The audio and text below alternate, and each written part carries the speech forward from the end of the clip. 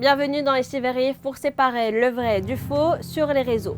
Un camion transportant des rats, un avion américain abattu en Iran ou encore des spéculations autour du ministre syrien de l'information. Tout cela a circulé cette semaine sur les réseaux sociaux, mais qu'en est-il vraiment? Nous faisons le trait.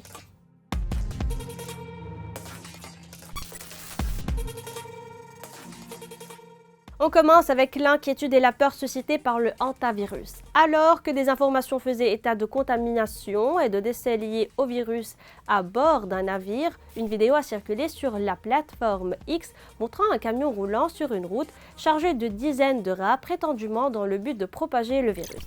Mais il est rapidement apparu que les séquences avaient été générées par intelligence artificielle. Plusieurs indices confirment qu'il s'agit d'une fausse information.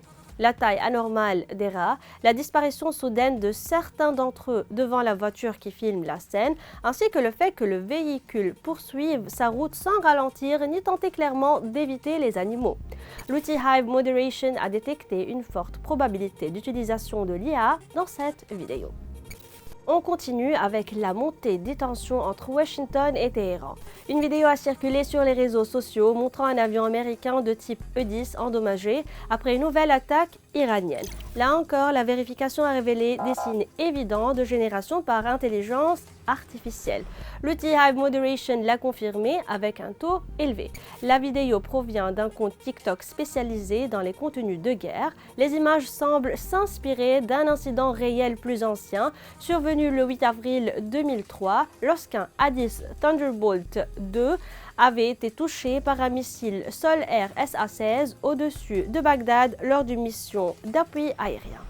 On termine au Liban avec une information controversée relayée par une plateforme d'actualité au sujet du nouveau ministre syrien de l'information, Khalid Fawaz Zarour. Zarour aurait travaillé comme superviseur de chantier de construction au sein d'une entreprise libanaise avant de prendre ses fonctions ministérielles. Après la diffusion de cette information, le ministère libanais de l'information a rapidement contacté ses interlocuteurs au ministère syrien de l'information pour vérification. Les sources syriennes ont démenti ces affirmations, précisant qu'il s'agissait en réalité du frère du ministre, l'ingénieur Omar Fawaz Zarour, qui travaille avec la société Build-Up à Tripoli. C'était Ici Vérif. Si vous doutez d'une image ou d'une vidéo, envoyez-la nous, on vérifiera pour vous.